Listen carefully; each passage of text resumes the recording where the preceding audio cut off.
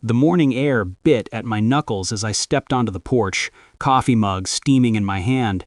It was 6:47 a.m., and the world was still waking up, the frost on the gravel crunching under my boots like a faint echo of the life I'd left behind. My pickup truck, a battered but loyal Chevy Silverado, sat parked on my driveway. Fully on my property, mind you. Its mud-caked tires a testament to a weekend of reserve duty that had left me bone-tired but alive. I was savoring the quiet, the kind of quiet you earn after years of waking to mortars instead of birdsong, when I saw her. Elaine Carver, arms crossed, standing on the sidewalk in front of my house, her lips curled into a smirk that said she'd already declared herself the victor in a war I didn't even know we were fighting. Two sheriff's patrol cars rolled up, lights flashing like some low-budget crime drama, and I knew this wasn't about a truck blocking her view. This was about power, control, the kind of small-town nonsense that grinds good people into dust. Elaine pointed at me as the deputy climbed out of his cruiser, her voice cutting through the morning chill like a knife. "I pay your salary," she snapped. "Arrest him."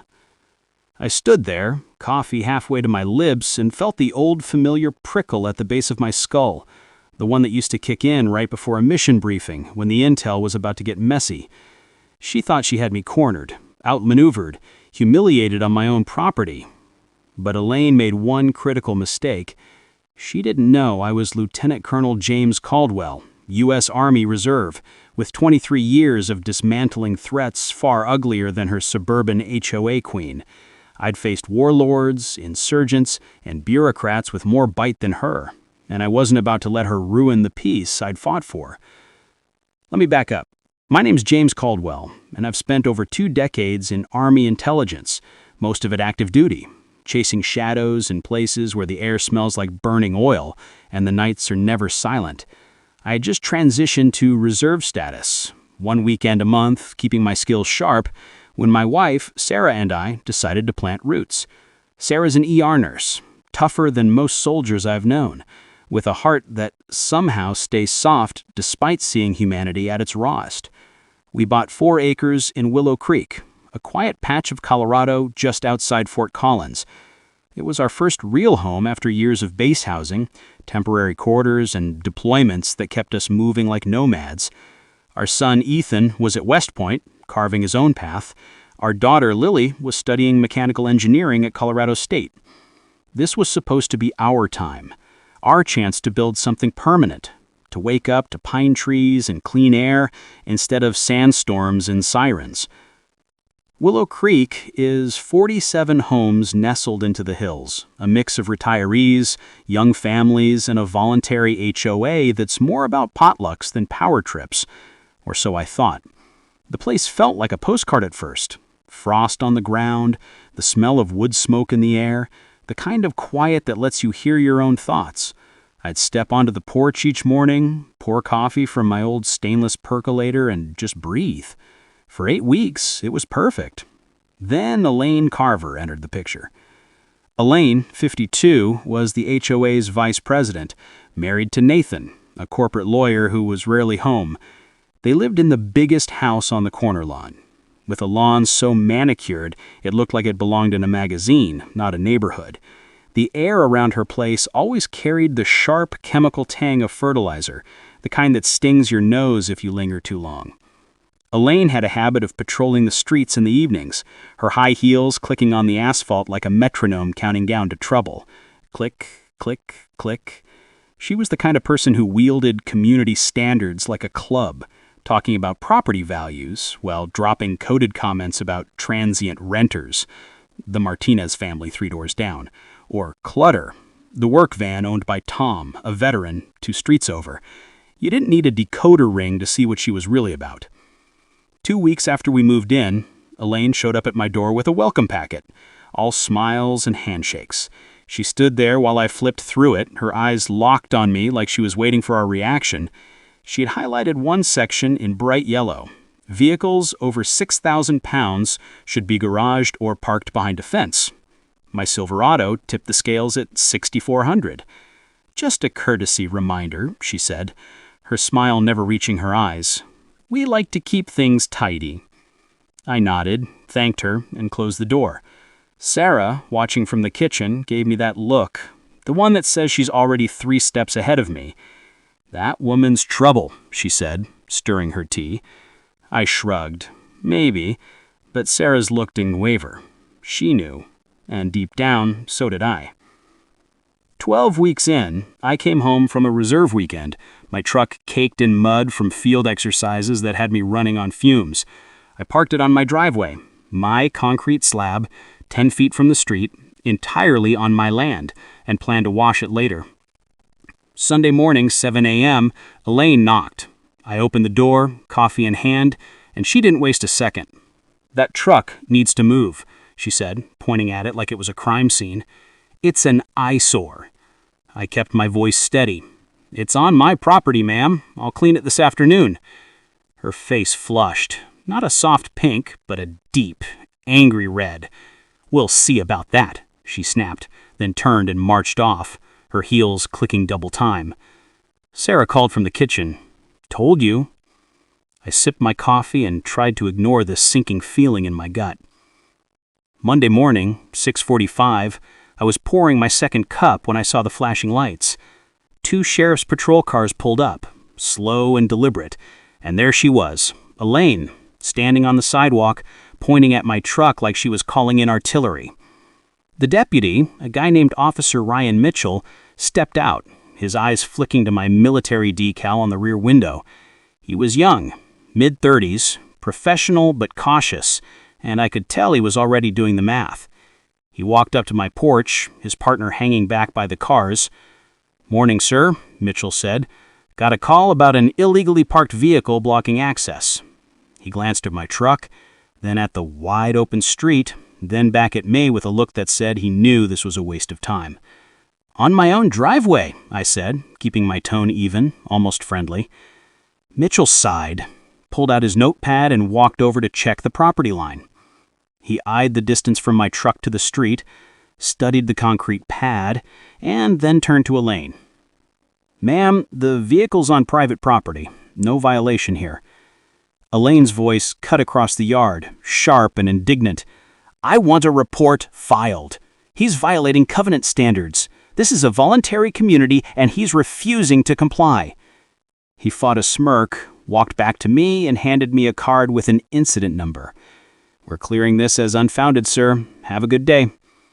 As the cruisers pulled away, I felt that prickle again, the one that told me this was just the opening salvo.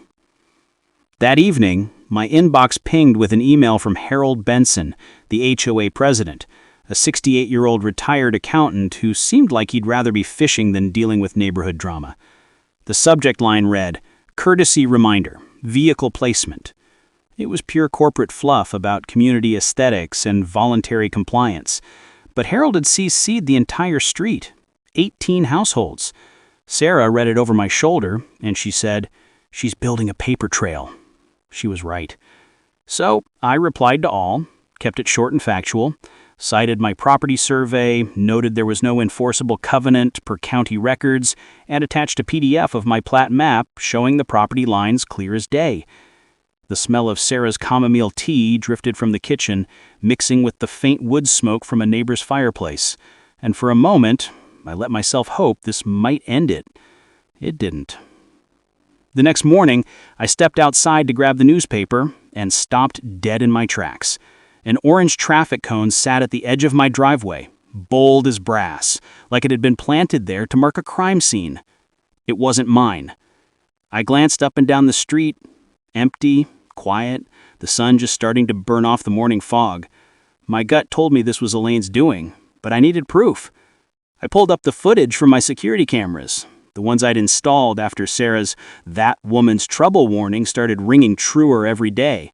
Sure enough, at 11:04 p.m. the night before, a silver BMW sedan pulled up, passenger door opened, and out stepped Gregory Carver, Elaine's husband, moving quick and deliberate. He placed the cone, glanced around, and slid back into the car. 40 seconds, start to finish. Clean, efficient. Like he had done this kind of thing before. I picked up the cone, walked 3 houses down to Elaine's pristine porch, and set it right by her front door. Underneath, I tucked a handwritten note. "Believe you dropped this. J.C." Sarah caught me walking back, her arms crossed, a half-smile tugging at her lips. "You're poking the bear, James," she said, her voice low but laced with amusement. I shrugged. Bear poked first. She shook her head, but I saw the spark in her eyes, the same one she got when we faced down a shady landlord in Georgia, or a supply officer in Kuwait who tried to short us on medical kits. Sarah didn't back down from fights either, not when it mattered.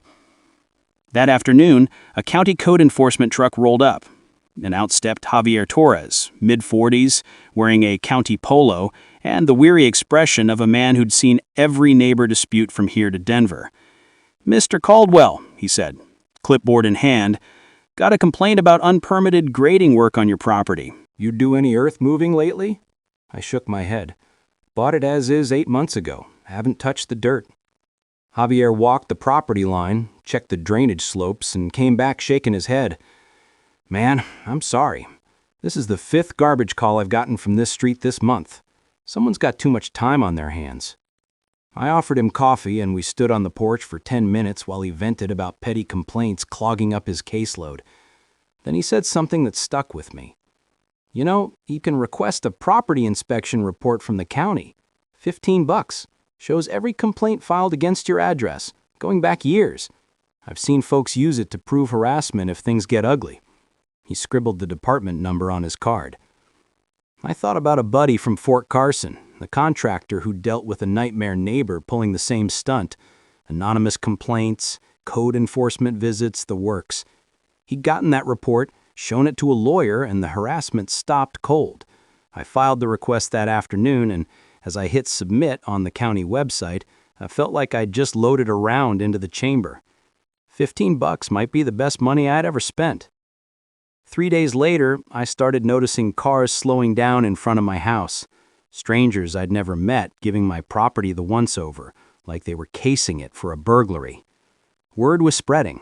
Elaine had been busy, going door to door with a petition for a voluntary covenant enforcement initiative.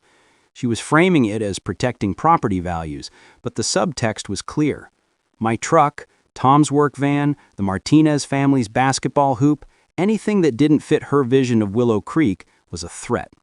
She'd even pulled appraisal data showing a slight dip in home prices, pinning it on commercial vehicles and non-conforming property maintenance. By the end of the week, she had 11 signatures out of 47 homes, mostly retirees who signed whatever she shoved in front of them while she flashed that polished smile. Then, the letter arrived. No stamp, no return address, just a single sheet of printer paper in my mailbox. Military types think they're above the rules. Sell and move to base housing where you belong. Sarah found it when she got home from her shift at the ER, her hands still smelling faintly of hospital antiseptic. She read it, her face going from confused to furious in a heartbeat. I held the paper up to the light, catching a faint whiff of lavender. Elaine's signature hand lotion, the kind that announced her presence like a warning shot. Sarah had mentioned it after a block party, said it smelled like a funeral parlor. Now it was on a threat letter in my mailbox. I slid it into a plastic sleeve and added it to my growing file, right between the code enforcement complaint and a still from the cone footage. Sarah watched me, her jaw tight. "She's not just coming for you, James, she's coming for us." Tuesday morning, Sarah came home from her night shift at the ER, shaking with an anger I hadn't seen since a deployment kept me away for Ethan's 10th birthday. Her car had gotten a parking ticket while she was working, parked legally in a 2-hour zone that lifted restrictions after 6 p.m. She fought it, got it dismissed in 48 hours, but the hassle, after a 12-hour shift where she had lost a patient, left her raw. Then, 3 days later, her hospital got an anonymous call claiming an ER nurse on the night shift was showing up drunk. The caller described Sarah's shift, her unit, even the color of her car. Hospital policy forced an investigation, blood tests, supervisor interviews, the works. Sarah was cleared in hours, but the humiliation of being pulled off the floor in front of her colleagues hit her like a punch. She came home still in her scrubs, stood in our kitchen, and let tears fall silently down her cheeks. "She went after my job, James. She tried to get me fired." I felt my jaw tighten, the way it does when I'm shifting gears from husband to operator. I'd seen that look on Sarah's face before, after a bad shift, after a bad fight, after a bad year. But this was different. This was someone trying to break her, and that wasn't going to stand. "I need to make some calls," I said. Sarah nodded, poured herself tea, and said, "Burn her down." Her voice was quiet, but it carried the weight of every sleepless night she'd spent keeping people alive while I was halfway across the world. I knew we were in this together, the way we'd always been. I called Captain Lisa Moreno, a JAG officer who'd helped me out of a landlord mess years back. She picked up on the second ring, listened to the whole story without interrupting, then let out a low whistle. "Your neighbor's an idiot," she said. "If she's making false reports to Sarah's employer, that's tortious interference. You could sue her into next year, but let's keep it simple. Document everything. Dates, times, witnesses. File a harassment report with the sheriff even if it doesn't stick right away. Courts love timelines." She paused, then added, "HOAs registered as nonprofits in Colorado have to make financial records public. Cost about $50. I've seen cases where board members treat the funds like their personal ATM. If there's dirt, that's your leverage." I filed the harassment report the next morning with Deputy Mitchell, who took it seriously this time, asking sharp questions and jotting notes. He flagged it in their system, said it'd help if things escalated. Then I requested the HOA financials. $50 felt like a bargain compared to the body armor I'd bought before my first deployment. I didn't know yet how much those records would change everything. 2 weeks after I filed the harassment report, Elaine called an emergency HOA meeting with just 24 hours notice, the kind of move that screams desperation. Harold sent the email, his usual apologetic tone dripping through the text. "Discuss enforcement mechanisms," it said, vague as a weather report predicting some clouds. I knew Elaine was gearing up for a fight, and I was ready. The HOA financial records had arrived 3 days earlier, a staple of cheap copy paper that looked like it was thrown together by an intern. Sarah and I sat at the kitchen table, the smell of her chamomile tea mixing with the faint pine breeze through the open window, and went through every line. It didn't take long to spot the rot. Elaine had billed $8,400 in administrative expenses over 18 months, vague receipts for office supplies, consulting fees, and community outreach materials. One entry hit like a tracer round, $1,200 paid to Gregory's law firm for covenant review services. No board approval, no disclosure, just Elaine funneling HOA money to her husband's failing practice. Sarah circled the entries in red pen, her ER nurse precision cutting through the nonsense.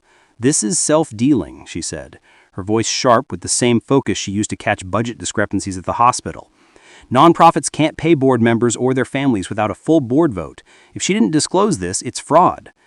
I'd seen enough shady NGOs in Afghanistan to know she was right. A quick search of Colorado nonprofit law confirmed it. Any financial benefit to a board member needs a conflict of interest vote and public minutes.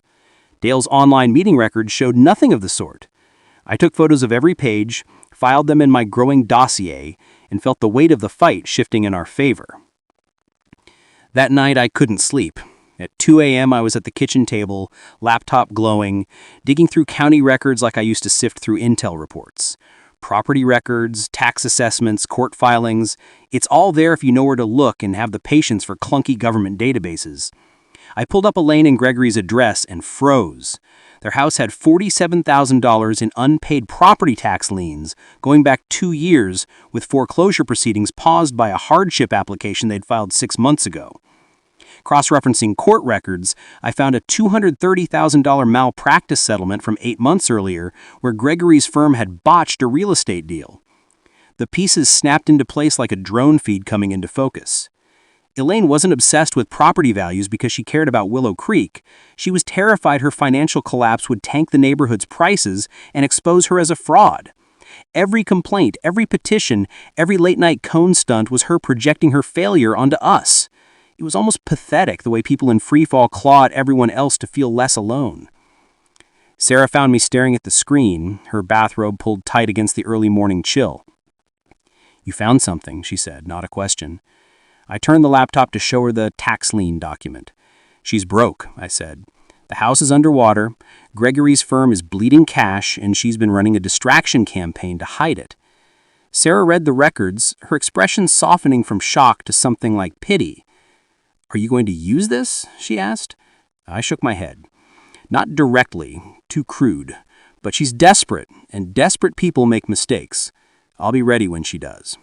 The next week, I started making moves to remind Elaine whose property she was messing with. I parked my Silverado front and center every day, washed and waxed until it gleamed like a challenge in the sunlight. I installed a flagpole, perfectly within code, 6 feet from the property line, and raised an American flag every morning with the precision of a drill sergeant. I even had a landscaping company deliver a $300 boulder placed just where Elaine could see it from her kitchen window while she sipped her morning coffee. Every move was legal, permitted, and deliberate. A message that I'd earned this land through 23 years of service, and no petty tyrant was going to push me off it. Within days, I caught Elaine pacing her driveway, phone to her ear, her voice carrying in sharp, angry bursts. Sarah watched from our porch one evening as I grilled burgers, the smoky scent mixing with the pine air. "You're poking the bear," she said. I flipped a patty and grinned. I'm giving her rope. 2 days later, David Thompson showed up at my door with a 6-pack of Coors, and a look that said he wasn't here for small talk. David, a postal worker in his early 50s, lived 4 houses down and had a quiet way of seeing through nonsense. We sat on my back porch, out of Elaine's sight, and he got to the point. "I talked to Maria Sanchez and Frank Ellison. They're in if you're planning something. Elaine's been after them too." Maria, a single mom and elementary school teacher, had gotten a county visit over her daughter's trampoline, which Elaine called an unsafe nuisance. Frank, a 71-year-old Korean war vet, had been told to remove a memorial flagpole for his fallen buddies because it violated some made-up height rule. "What's the play?" David asked, his eyes steady. I leaned back, the chair creaking under me. "We're not breaking rules, we're using them. Everything by the book." The 4 of us, me, David, Maria, and Frank, met at my kitchen table that Saturday, coffee mugs steaming as Sarah took notes on a legal pad. Their stories painted a clear picture. Elaine targeted anyone who didn't fit her perfect neighborhood vision: blue-collar workers, families with darker skin, homes with less than pristine lawns. She'd called animal control on Maria's beagle, reported Tom's work van as abandoned 3 times, even filed noise complaints against David for music he didn't play. I spread out the HOA financials, showed them the $8,400 in shady expenses and the $1,200 to Gregory's firm. Maria's eyes widened, her hands tightening around her mug. "She's stealing from us," she said, her voice shaking with the weight of raising a kid alone, and now this. Frank, quiet until then, nodded. I fought one war. Didn't think I'd have another in my own backyard. Our plan came together like a mission brief. Step 1, David would file a formal complaint with the Colorado Secretary of State about the HOA's financial irregularities, keeping my name off to avoid looking like personal revenge.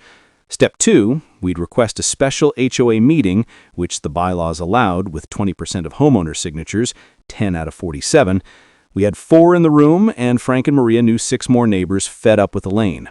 Step 3, prepare a fact-based presentation for the meeting, laying out the financial fraud and calling for a board recall. Step 4, invite the local paper, the Willow Creek Chronicle, since Maria knew a reporter from a school fundraiser. Frank looked at me, his voice heavy. "You think this'll work?" I met his gaze. "It'll work because people like Elaine count on everyone being too tired to fight back. We're not." The week before the meeting, I woke at 5:30 a.m., started the coffee, and stepped outside to find my truck sitting lower than it should. All 4 tires slashed, clean cuts through the sidewalls, deliberate and vicious. The morning air was cold enough to see my breath, and the smell of hot rubber and cut steel belts hit me like a memory of sabotaged equipment in Iraq. I checked the security footage. 2:17 a.m. A figure in a dark hoodie, height and gait matching Gregory, working fast and avoiding my camera's best angles. No clear face shot, but I knew. I filed a police report by 7 a.m.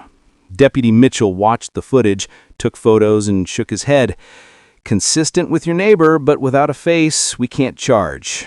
Keep documenting. Insurance covered the tires, but that wasn't the point. Elaine was panicking, crossing into property destruction, and I was ready to let her hang herself. 3 days later, the smear campaign hit.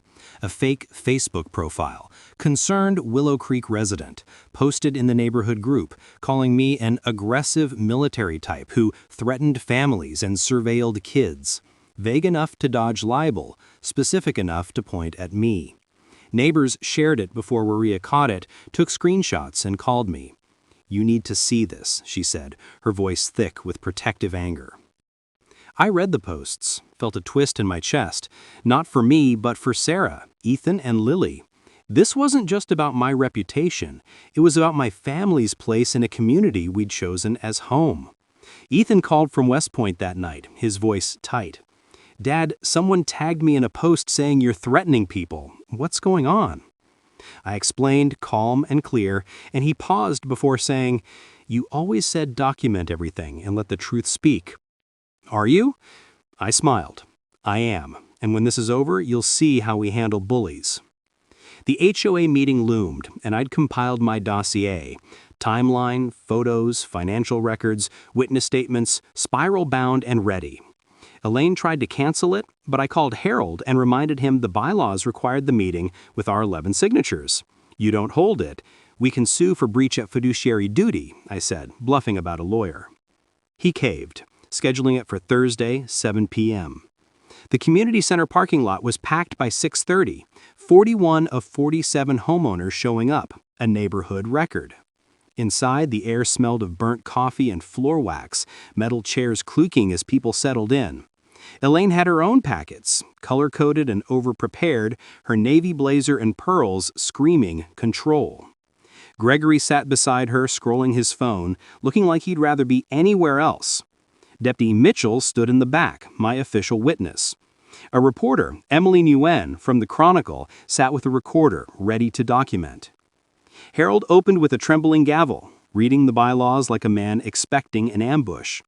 Elaine spoke first, her voice smooth, talking about volunteer board members attacked by newcomers. David stood up, cutting her off. "She's lying, and we're done pretending." The room gasped. Elaine's face went pale, then red, her hands shaking on the podium. I walked to the front, handed out my dossiers, and began.